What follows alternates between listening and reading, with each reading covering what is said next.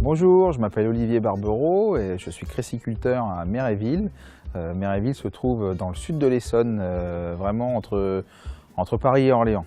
J'ai la chance d'avoir une histoire familiale puisque je représente la 5e génération sur cette exploitation qui a toujours fait que du cresson. L'exploitation a bien sûr évolué au fil du temps. Et aujourd'hui, on a une exploitation qui atteint 4,5 hectares de production de cresson, avec 10 salariés à plein temps sur cette exploitation. On a la 3e structure au niveau national et la plus grosse structure au nord de la Loire.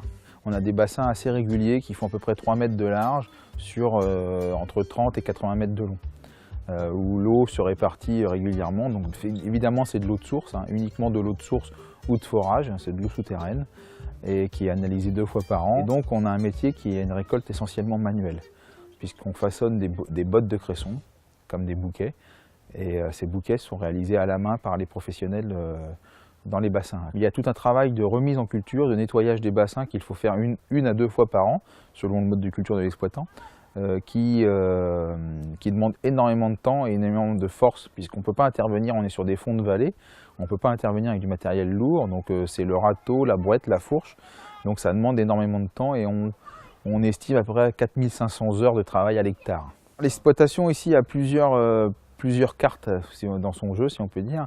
Donc on a développé cette partie serre qui permet d'avoir une production régulière et de qualité toute l'année. On a une partie de l'exploitation qui est en bio, certifiée Écocert depuis 1996.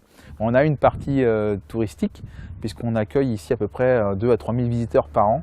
Ça c'est très intéressant parce qu'on va faire découvrir à des nouveaux consommateurs, on va faire redécouvrir et puis on va expliquer nos métiers qui sont des métiers, des vieux métiers entre guillemets, mais des métiers de passion et de métiers du terrain. Ici, l'essentiel de la commercialisation se fait via Rungis. On a la chance d'être à proximité de Rungis, qui est aujourd'hui, c'est une fierté française, Rungis, puisque c'est la plaque tournante européenne des fruits et légumes.